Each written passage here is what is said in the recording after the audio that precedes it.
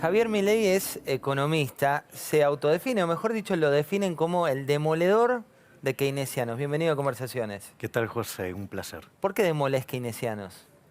Porque básicamente el keynesianismo es una pseudo teoría económica que ha hecho mucho daño a la humanidad. Y de hecho uno de sus críticos, Henry Hazlitt, decía, mira, en la teoría general todo lo que es bueno es robado y todo lo que es nuevo es malo. Y todo lo que hace al cuerpo keynesiano, ¿sí? Básicamente que después se instaura en el diseño de políticas económicas y todo, tiene que ver con la parte mala de lo que yo también llamo la basura general, ¿no? Un libro pésimo. O sea, para entenderlo un poco también, para el que no viene del palo económico, cuando hablamos de Keynes, hablas de una intervención del Estado, hablas de un rol de mayor intervencionismo. Exactamente. Keynes básicamente, o sea, escribe ese libro como una suerte de panfleto dedicado a la corporación política de la cual era parte. Y de hecho, el propio Keynes, en su, si vos querés, idea era instaurar el comunismo por mano suave. Esto es como cuando vos querés cocinar un sapo. Sí. O sea, vos no lo tirás al agua caliente porque el sapo salta. Entonces, ¿qué haces? Lo pones en agua fría y los vas calentando. Cuando se quiere acordar, el sapo es boleta. Bueno, ¿Y quién este es el igual. sapo? El sapo es, digamos, el capitalismo, por decirlo de alguna manera. Entonces, vos fíjate que esto fue tratado por Hayek en lo que se llama camino de servidumbre. Cuando vos aparece alguien en una poltrona que no le gusta un resultado del mercado, o sea, propone la intervención del Estado, que siempre es violenta y dañina sobre la sociedad. Y el tema es que claramente lo que surge es que después aparece el fallo del Estado. Entonces eso demanda más intervención. Esto pasó en la Alemania nazi y cuando vos te querés acordar, es tan grande el tamaño del Estado que termina yéndose en una solución totalitaria. De hecho, no debes llamar la atención que Keynes apoyara a Mussolini, que apoyara a Keynes y que además cuando volvió de Rusia escribió unos ensayos que prácticamente festejaba plenamente lo hecho en la revolución, sino que lo único que cuestionaba, ¿sí?, era la violencia con la que se aplicó propio de los judíos, o sea que además era antisemita. Javier, vamos a poner definiciones de acuerdo a tu firma.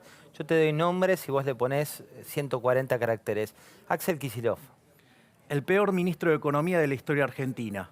¿Por qué? Es el único que logró, teniendo los mejores términos de intercambio de la historia y con tasas de interés en el piso, que la economía argentina, el PBI per cápita cayera. Verdaderamente es un milagro del mal. Alfonso Pratgay.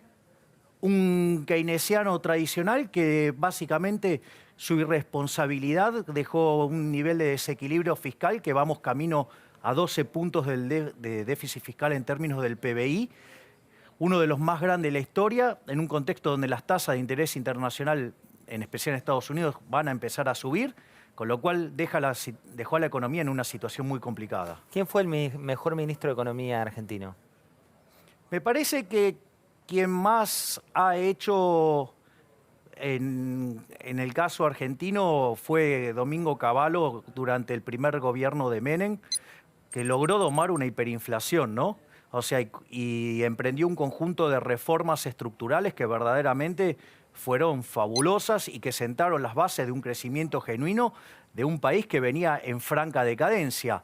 Ahora, bueno, después... ¿Pero por qué terminó como terminó? Digo, hoy cuando uno pregunta por Cavallo, 8 de cada 10 argentinos tienen un rechazo absoluto. Bueno, lo que pasa es que hay que recordar que Menem lo echó a Cavallo, después vino Roque Fernández y no hizo mucho. Después vino el experimento progresista de la Alianza con Machinea, o sea, otro keynesiano irresponsable, ¿sí?, donde la característica de los keynesianos es que nunca quieren tocar el gasto público, ¿sí?, y eso después derivó en una crisis. Ahora, la realidad es que cuando vino el segundo Cavallo, vino a tratar de salvar los desequilibrios que habían dejado los antecesores. Y bueno, ¿Y el final por qué se dio como se dio? bueno, porque cuando vos tenés una corrida con tipo de cambio fijo y no tenés la posibilidad de emitir la moneda contra la que fijaste el tipo de cambio, y eso cuando ataca al sistema financiero, ya está, digamos, no tenés vuelta atrás, porque el efecto del multiplicador bancario no lo podés revertir. Entonces, automáticamente te genera un desequilibrio en las monedas que digamos, bueno, por eso derivó también en un corralito, Corralón y Alcatraz. Javier, cuando uno mira la economía argentina va de un lado al otro, digamos, a veces crece, después vuelve a caer, en los últimos años mantuvo un ritmo de decrecimiento o no crecimiento. ¿A qué lo atribuís? Porque yo creo que estamos atrapados en una lógica populista. Es muy interesante cuando vos mirás el hecho estilizado, porque suponete que vos te enfrentás a una crisis, ¿sí? En general las crisis en Argentina son de origen fiscal, ¿sí? Ahora, ¿qué es lo que pasa? Una vez que la economía entra en una profunda crisis, de modo tal que licúe ese exceso de gasto público, ¿sí? Entonces, ¿qué pasa? Empieza el rebote, ¿sí? En ese tramo, vos lo que tenés es que se empiezan a aplicar políticas monetarias y fiscales expansivas, entonces la economía rebota, ¿sí? Pero ¿qué pasa? Esa es la primera fase del populismo. En la segunda fase, vos ¿qué es lo que empezás a ver? Que empiezan a aparecer los cuellos de botella. Es decir, esos cuellos de botella que se te empieza a acelerar la inflación, tenés problemas en el sector externo, ¿sí? Y en general, digamos, ¿qué es lo que hacen los políticos? En lugar de resolver esto, ¿sí?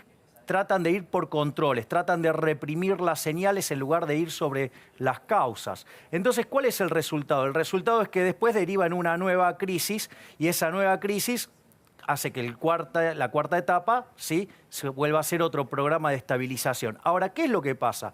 Como en todo ese camino vos estuviste estimulando el consumo por encima de las condiciones verdaderas de la economía, vos te comes el ahorro. Al comerte el ahorro, te comes el capital. Al comerte el capital, el producto per cápita cae. Entonces, lo que vos tenés es que el producto per cápita cada vez va siendo menor. Entonces, mirá qué interesante. Fíjate que en los últimos 40 años, Argentina duplicó el tamaño del sector público. ¿Sí? Con esta historia de la justicia social, de la redistribución del ingreso. ¿No crees tampoco en la justicia social? No, la justicia social es una farsa. O sea, no hay ¿Por nada qué? más injusto que la justicia social. Porque en realidad es un acto violento. Redistribuir el ingreso es un acto violento. Vos fíjate esto, es un castigo al exitoso. Eso penaliza el crecimiento. Vos mirá esto, suponete que yo tengo dos personas, ¿sí? Una que básicamente un día, mirá, no tiene más que segundo grado y estaba mirando a su mujer y cuando la ve a su mujer presta a ir a la cama, dice, pero yo tengo que inventar algo para que anden así las mujeres, ¿sí? Entonces inventa la bikini y se llena de plata. Y al lado tenés otra persona que hizo, digamos, su grado, su maestría, su doctorado, su postdoctorado, y se dedica a estudiar la patita izquierda trasera de las moscas. Evidentemente, el mercado, ¿qué es lo que hace? El mercado premia a quien satisface mejor las necesidades de su prójimo, ¿sí? En un contexto, además, que se relaciona con la escasez. Cuanto vos más exitoso sos en satisfacer los deseos de tu prójimo, el mercado te premia y te llena de plata, ¿sí? Entonces, fíjate esto, vos te encontrás con que el que inventó la bikini lleno de plata y el otro que se mató estudiando, digamos, en una situación pobre, por decirlo de alguna manera. Entonces, supongamos que el hombre de las bikinis tiene dos autos y este tiene ninguno. Entonces se siente profundamente resentido porque mirá todo lo que estudió y no tiene auto. Y el otro tiene dos autos. Entonces, ¿qué forma puede lograr para hacerse de un auto? Bueno, la primera es buscar algo que satisfaga al mercado y de esa manera conseguir tener un auto. Sin embargo, hay otros mecanismos que difiere de ese. Uno es ir y robarle un auto. Pero claro, eso es muy feo. Entonces, ¿qué hace? Va y llama al matón del barrio. ¿Para qué? Para que lo intimide al hombre que inventó los bikinis para que le dé un auto a él. ¿Sí? Entonces se siente tranquilo. La famosa redistribución del ingreso, la redistribución de la riqueza, es decir, un acto violento. Es un acto violento donde castiga al exitoso y premia al envidioso. Y cuando una economía entra en eso, que es básicamente la idea de la justicia social y del populismo, te hundís. Y eso es lo que pasó en la economía argentina. Vos tenés que se duplicó el tamaño del sector público en el PBI y el número de pobres se multiplicó por 6. Entonces, ¿qué es lo que pasa? Cuando vos castigás al exitoso, se castiga el proceso de acumulación de capital. ¿Y sabés a quién termina perjudicando más? a los más vulnerables, porque esos son los que no tienen capital y que necesitan del capital para ser más productivos y tener mejores salarios. Entonces, la redistribución del ingreso lo único que hace es castigar a los más vulnerables. Javier, ¿qué economía tuvo éxito llevando adelante lo que vos planteás? Mirá, el mejor ejemplo lo tenés en Argentina.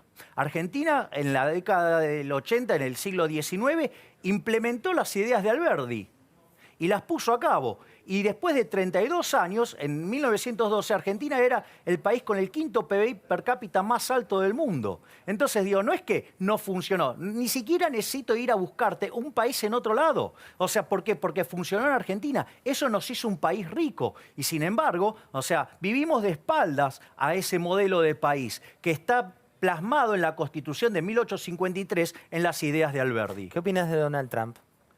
Mira, yo me parece que la cuestión de Donald Trump tenés que mirarlo desde... yo no me como, digamos, todo lo que me venden los medios, porque los medios son fuertemente opositores y detestan a algo que no sea lo que a ellos les gusta. Vos fijate lo que están haciendo los artistas. Vos sabés que hay un libro de Mises que se llama La mentalidad anticapitalista. Léelo, porque todo lo que están haciendo los artistas en Estados Unidos es de manual. Es decir... ¿Y lo que hace Trump de qué es? Mira, yo diría, con lo de Trump hay que tener mucha mesura. Primero, vos sabés que cuando fue Reagan presidente, su jefe de asesores fue Milton Friedman. Milton Friedman, junto a su mujer, Rose Director, o también conocida como Rose Friedman, escribieron un libro que se llama La tiranía del status quo. Y en el último capítulo dice, mira, está el triángulo de hierro del status quo, que es muy difícil que pase algo después de los 180 días, porque te dice, mira, se compone de 3 partes. Una son los políticos cazadores de votos, la burocracia y los beneficiarios de los programas públicos. Entonces lo que dice es, mira, Reagan era una persona que tenía las ideas correctas, que tenía la intención de llevarlas a cabo y las puso en marcha. Y a los 180 días el triángulo del status quo lo devoró todo. En el caso, digamos, de Trump, hay algunas complicaciones adicionales, porque si bien es cierto que las 2 cámaras son son mayoría republicana, también es cierto que los republicanos estuvieron en contra de Trump. Entonces, yo digo, el poder de acción que va a tener Trump es muy limitado y ¿sabes lo que va a quedar? Que fue lo mismo que quedó con Reagan, la baja de impuestos, que igual sigue siendo una excelente noticia. ¿Y el cerrar la economía, plantar un muro con México? A ver, el muro lo arrancaron a hacerlo en el año 2006, no es que es una idea de ahora de Trump, no, o sea, no es que a Trump se le ocurrió hacer ahora. O sea, el muro se estaba haciendo. Durante la gestión de Obama también se estaba haciendo el muro. O sea, no es que no se hizo. Así que digamos, eso habría que ponerlo muy en relativo. Y después te quedan las cuestiones de índole comercial y las cuestiones de índole monetaria. El tema con China, ¿sí? El tema con China es una cuestión de índole monetaria. Cuando vos tenés un tipo de cambio flexible, tu política fiscal no es efectiva y tu política monetaria lo es, ¿sí? Entonces vos manejás la política monetaria. Ahora, ¿qué es lo que pasa? Cuando China empieza a tener tipo de cambio fijo y empieza a crecer y tomar un rol muy importante en la economía, que tenga tipo de cambio fijo hace que vos dejes sin política económica al país más importante del planeta. Entonces, ¿eso en dónde se vio reflejado? Vos, si siguieras por ejemplo, lo que son las discusiones del G20 y el tema del desequilibrio global, es China ahorrando un montón y Estados Unidos desahorrando. Ahora, esa situación de desequilibrio global, que digamos, frente a la posibilidad de no arbitraje en la moneda china, derivó en que te compraras euros y eso apreció tanto el euro y te generó una crisis en los países europeos que tenían desequilibrio de cuenta corriente. Sí, digamos que Estados Unidos no pudiera notar que tenía la política monetaria muy expansiva y derivó en la crisis subprime. Entonces, básicamente, cuando vos mirás a Trump, Trump le dice, porque va contra China, le dice, porque es un manipulador de la moneda. O sea, no... Entonces dice, si vos... Así es que lo hace explícito. Claro, exactamente. Y lo que le dice es, mirá, si vos no vas a un régimen de flotación, porque si vas a ser un país grande y querés jugar con las reglas del país grande, tenés que ir a un sistema de flotación. Si vos vas a tener este esquema cambiario, yo te voy a poner aranceles. Con lo cual, digo, me parece que tiene que ver con eso. Y después está la cuestión comercial. La cuestión comercial, suponete lo siguiente, José. Yo, digamos, me quiero importar una computadora. Si me la traigo de Estados Unidos me cuesta $1000, por un ejemplo. Ahora, sucede que como estoy adentro del Mercosur, ¿sí? Tengo que terminar importando una computadora brasilera de peor calidad a $1500. Eso es un desvío de comercio. Entonces, si vos me preguntás, yo te diría, y mirá, ¿sabés qué? El Mercosur lo tendrías que revisar. ¿Por qué? Porque está generando un desvío de comercio que lo único que está haciendo es perjudicar a los ciudadanos de mi país. Entonces, en ese sentido, yo no veo mal que quiera revisar el NAFTA. ¿Por qué? Porque está produciendo un desvío de comercio. Y ese Acá, desvío de comercio perjudica a los propios americanos. Javier, te llevo a lo local, toma la decisión el gobierno dice vamos a bajar los aranceles para importar computadoras, laptops y también netbooks, y eso genera inmediatamente que una compañía como Van Gogh dice yo he hecho 200 personas. ¿Por qué se da esa causa y ese efecto? Mira, eso se llama la falacia de lo que no se ve. Suponete lo siguiente, que yo tengo una empresa, ¿sí?, que produce, por ejemplo, productos textiles y que la importación, digamos, me está lloviendo la importación de Pakistán. Entonces, pido que me den aranceles de un 600%, o sea, que el precio se multiplique Que te traben la importación. claro, por 7, porque si no yo tengo que echar, no a 200, a 600 familias. Entonces vos decís, uy, mirá, digamos, claro, si vos abrís la importación, vas a hacer quebrar a esta empresa, ¿sí? Y vas a dejar 600 ¿Pero no personas. pasó eso, por ejemplo, en los 90? No, fíjate, este es el punto. Cuando vos abrís la economía, es claro que el que no es competitivo va a quebrar. Pero también es, lo que vos vas a ver es que en ese sector se destruyeron 600 puestos de trabajo. Lo que vos tenés que mirar es esto, que esa persona que tiene que gastar en ese bien textil, ¿sí?, en lugar de gastar 700 ahora, va a gastar 100. Y le quedan 600 para gastar en otros sectores de la economía, con lo cual va a estar creando empleo en otros sectores de la economía. Entonces vos vas a tener una ganancia de bienestar por varias cosas. Por un lado, porque vos vas a estar aplicando los recursos a sectores que son más productivos y por ende los salarios reales van a ser más altos. ¿Por qué? Porque te van a pagar más salario por ser más productivo y porque además vas a estar comprando bienes a precios más bajos, con lo cual vos ahí tenés una ganancia de bienestar. Y no se termina solo ahí. Como vos además tenés recursos para gastar en más bienes, el aumento en la diversidad de los bienes de consumo también deriva en un aumento de bienestar. No por nada, aquellos países que son abiertos son 9 veces más ricos que los que son cerrados.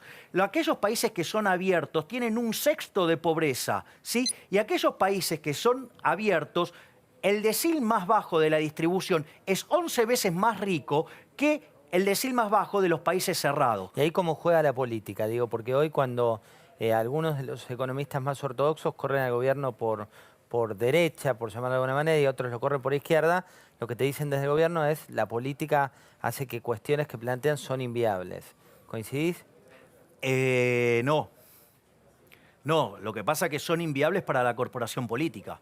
Pero la corporación política es parte de la gestión actual, digamos. No, bueno, pero la corporación política te diría que está llevando una situación cuasi parasitaria sobre la sociedad, que lo único que hace es estancarla y llevarla. Mirá, con este peso que tenemos del sector público en la economía, Argentina tiene destino de país africano. Entonces, el verdadero ¿Cómo dilema... destino de país africano? Claro, Argentina con este nivel de presión fiscal que tiene es absolutamente inviable.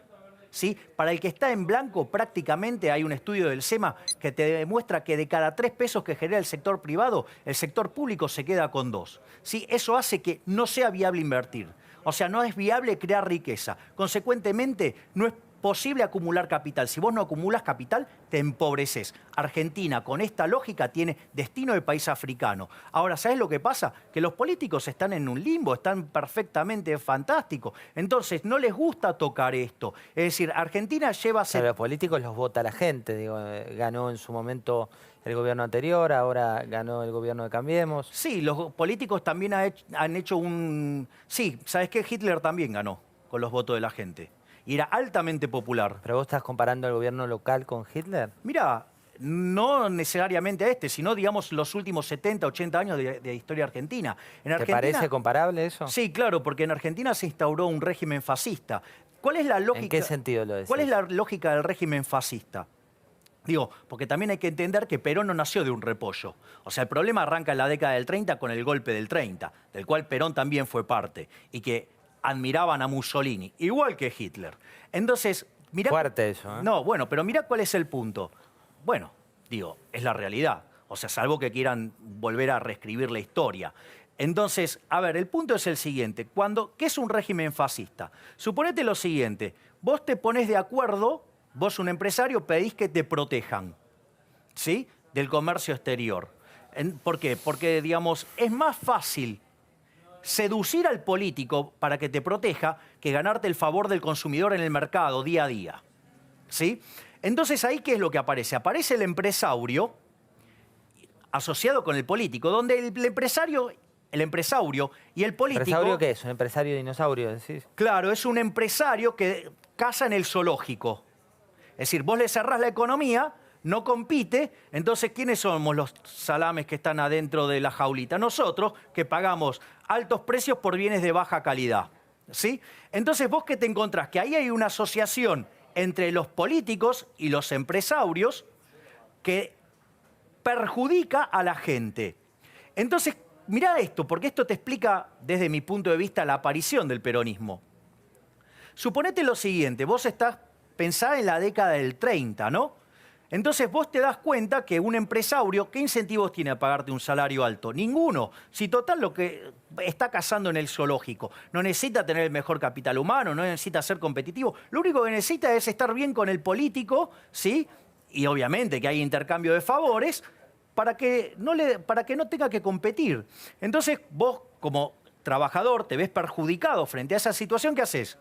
Te vas a otra empresa. Entonces otra empresa te pagaría un salario acorde a tu productividad, acorde a tu capital humano. Ahora, ¿qué pasa si la otra empresa también es un empresario? También está en la lógica fascista. Decís que todo se va estancando. Claro, ¿cuál es el problema? Hoy, si vos no te gusta, te vas del país y te vas a trabajar a otro lado. En esa época vos tenías un montón de empresarios aliados con el gobierno.